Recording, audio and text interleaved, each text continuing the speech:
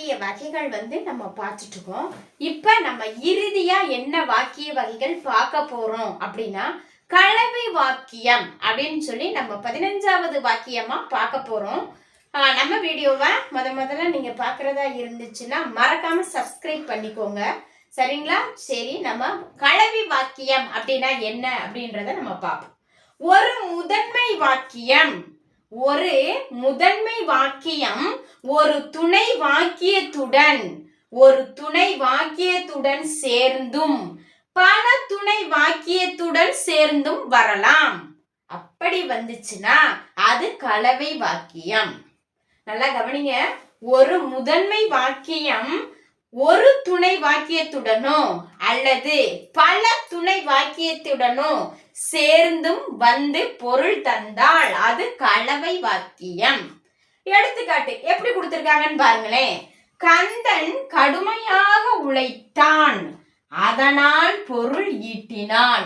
இது என்ன வாக்கியமா இருக்கு அப்படின்னா இது கலவை வாக்கியம் அல்ல.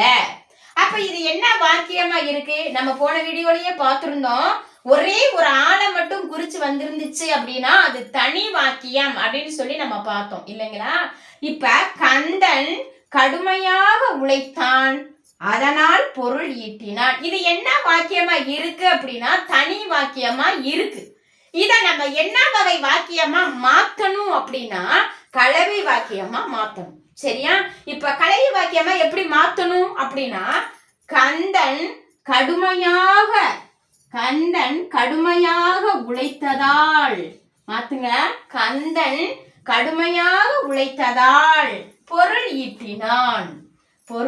ஈட்டினான். இதுதான் என்ன வாக்கியம் அப்படின்னா கலவை வாக்கியம். தனி வாக்கியமா இருந்துச்சு, நம்ம என்ன வாக்கியமா மாத்திருக்கோம் அப்படின்னா கலவை வாக்கியமா மாத்திருக்கோம். சரிங்களா? தமிழ் ஆர்வலர்களும் மற்றும் மாணவர்களுக்கு இது புரிஞ்சிருக்கும் நினைக்கிறேன். மற்றபடி புரியாத பார்வையாளர்கள் என்ன பண்றீங்க அப்படின்னா கமெண்ட் பண்ணுங்க. வாக்கிய வகைகள் புரியல அப்படின்னா நான் உங்களுக்கு மறுபடிக்கும் நடத்த கூட நாங்க தயாரா இருக்கோம். இந்த வீடியோ உங்களுக்கு பயனுள்ளதா அமைஞ்சிருந்துச்சு அப்படின்னா மறக்காம நம்ம சேனலை சப்ஸ்கிரைப் பண்ணுங்க, லைக் பண்ணுங்க, ஷேர் பண்ணுங்க, கமெண்ட் பண்ணுங்க. நன்றி, வணக்கம்.